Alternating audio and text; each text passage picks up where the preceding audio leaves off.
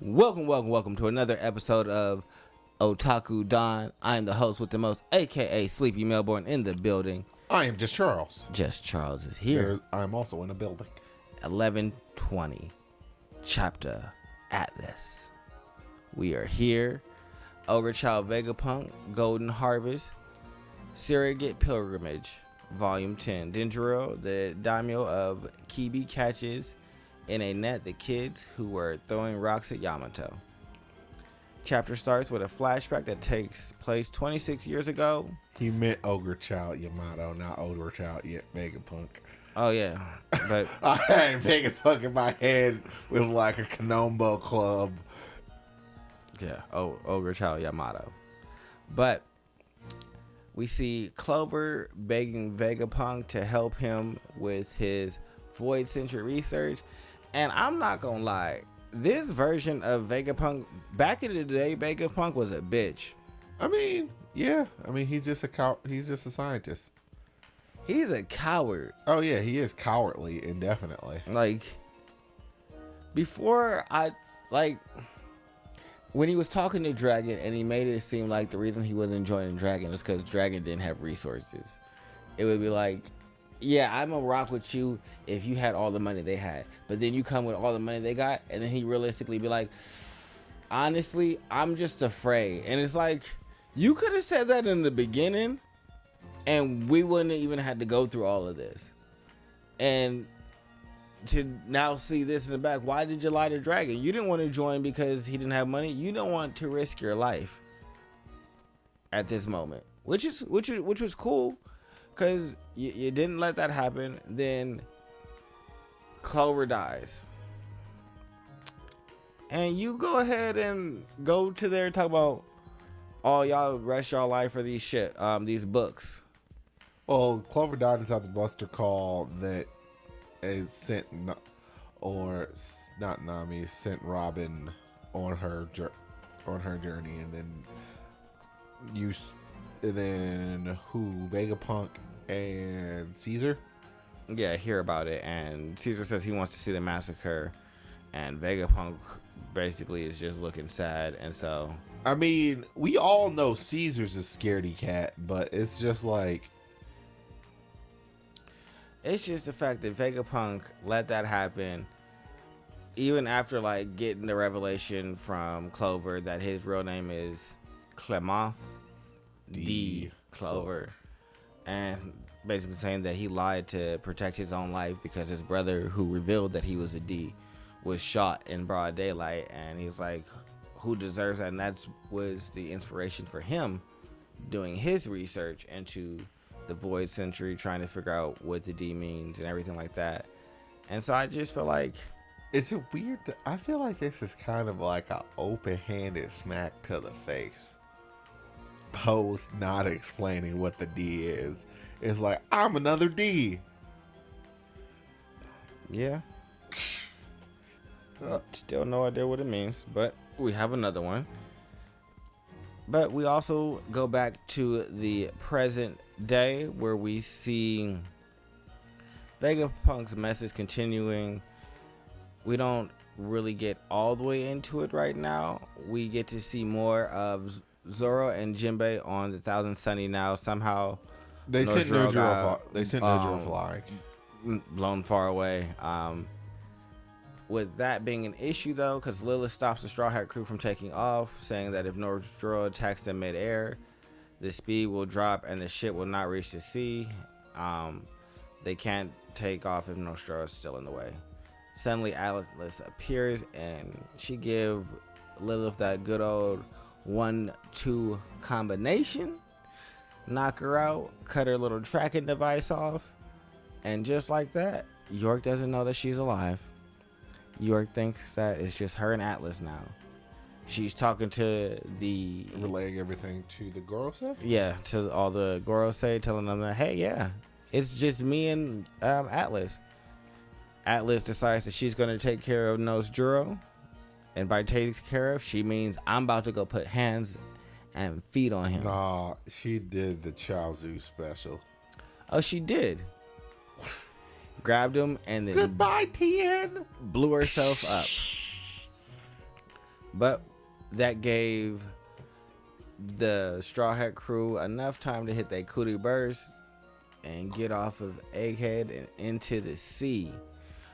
We get to see Emmett, the robot, and Luffy having a conversation about how Luffy is Joy Boy. Luffy still has no idea what people are talking about when they call him Joy Boy, so he's looking around for Joy Boy. It's probably pretty hilarious when you get to see the panels. But I mean, it's fitting in terms of personality. It's just like I'm not anybody else but your Joy Boy. No, I'm not.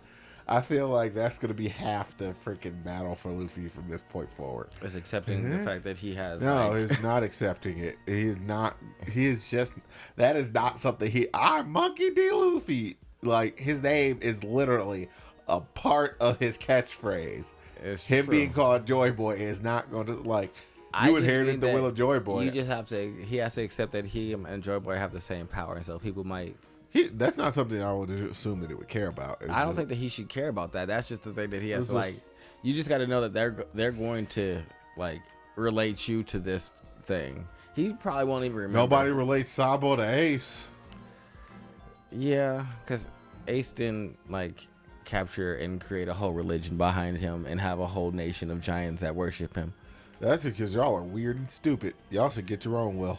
I mean, I feel like them worshiping the sun god might be a real thing. I feel like Joy Boy and the sun god are different.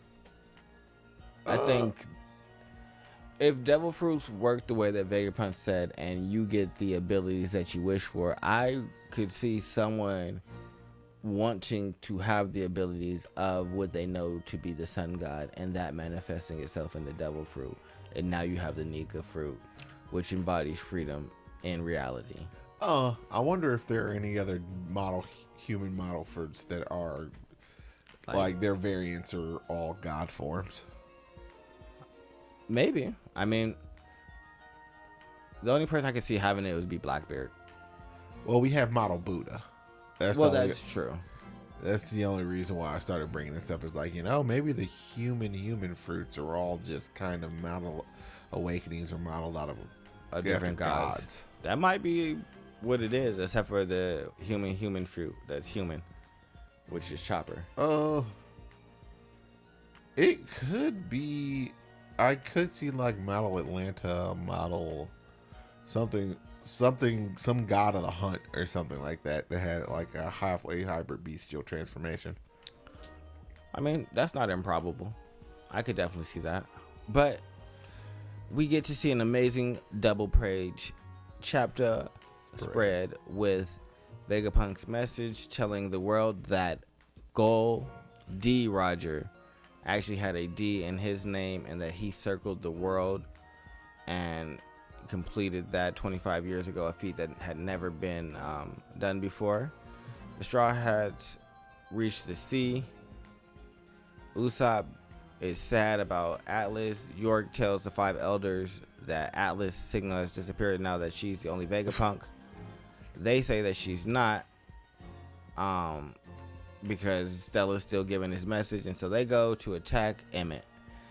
Emmett's upset because his body is falling apart. He's like, I'm rotten. Who names a robot Emmett? Emitter. Well, no. Emmett comes from the word that they are said to inscribe on golems. No. Back when they used to exist. It means truth. No. In some like ancient language, and so I think it might be Latin. But yeah, so Emmett is the word for truth.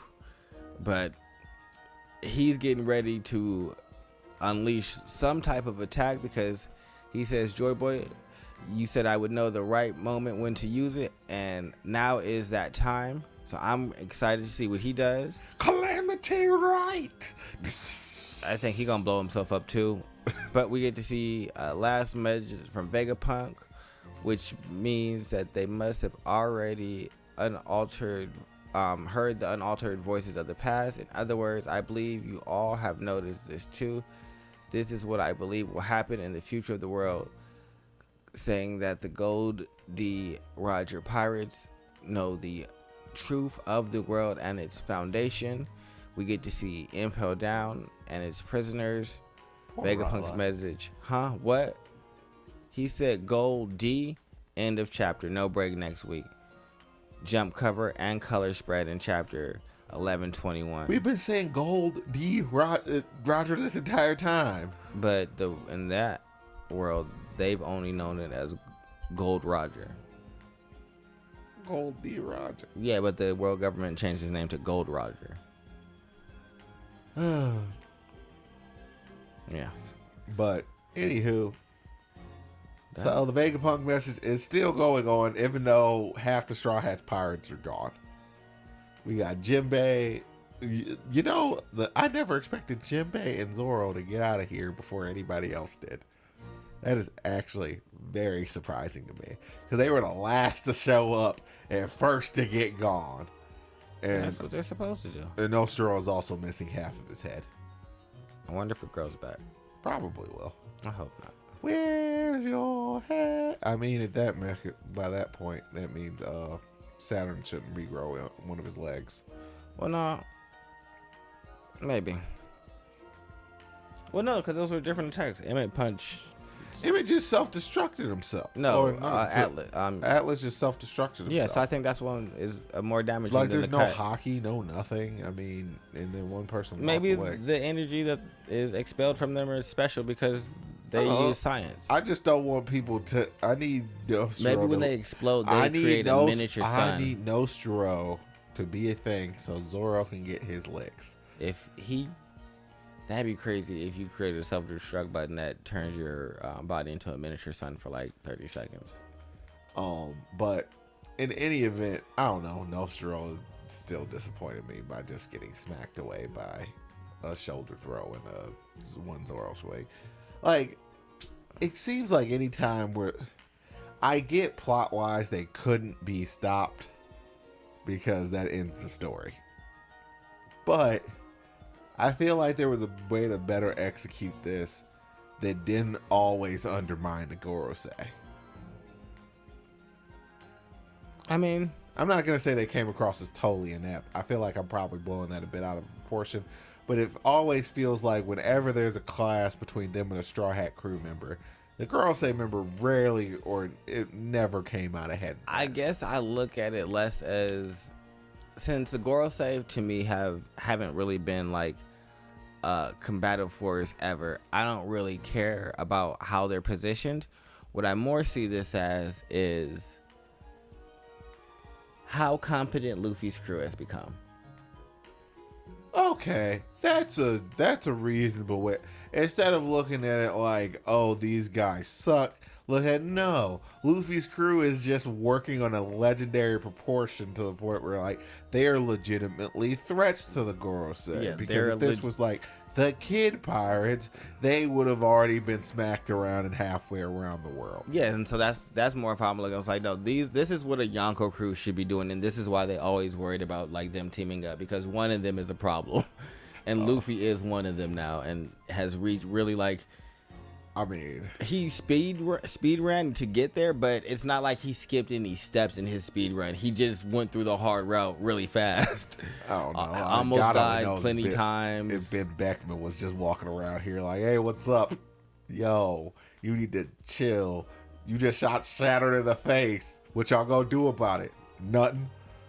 Exactly. So it's you just sit here writhing on the ground. You're immortal. Shut up. You use grape shot dipped in lemon juice. Yeah, why?